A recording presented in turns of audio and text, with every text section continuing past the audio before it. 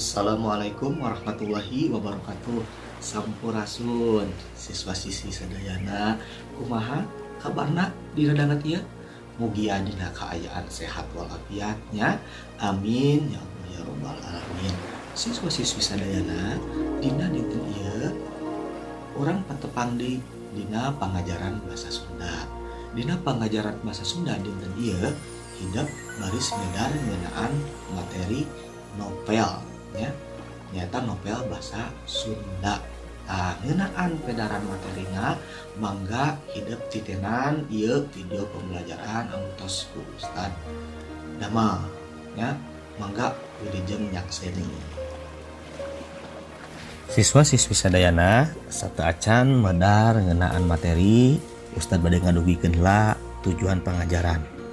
Nyata tujuan pengajaranna setelah mempelajari materi pada bagian ini, peserta didik dapat memahami isi novel dan unsur-unsurnya.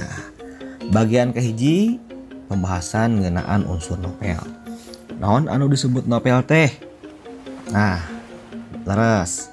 Novel teh nyaeta carita rekaan anu panjang dina wangun basa lancaran prosa.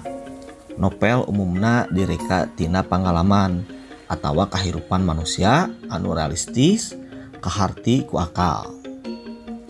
Salajengna unsur-unsur carita dina novel. Anu kahiji aya palaku nya, nyaeta jalma-jalma anu ngalalakonan. Nah, diantarana aya palaku utama jeung aya palaku panambah. Anu kadua aya nu disebut latar. Naon cenah latar teh? Nyaeta patempatan jeung waktu anu kasabit-sabit dina carita. Tah eta nu disebut latar. Salajengna anu katilu aya nu disebut galur atawa plot. Naon galur atawa plot teh?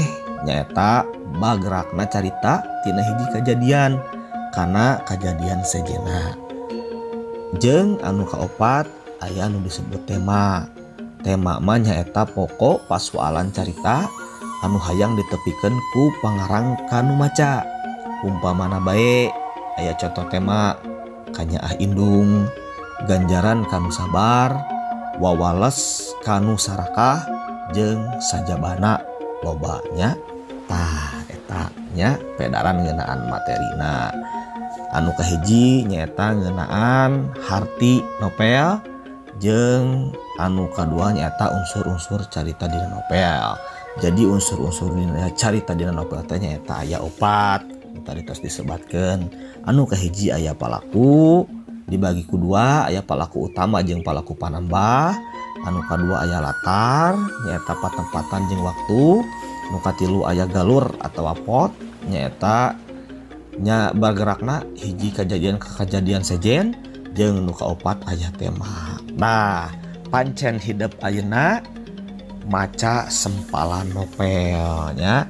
Saatos dibaca sempalana dicaritakeun kalawan ringkes naon eusina, terus dianalisis unsur-unsur caritana. Pek jawab hidup pertanyaanna. Anu A nepi ka bagian C. Hatur nuhun.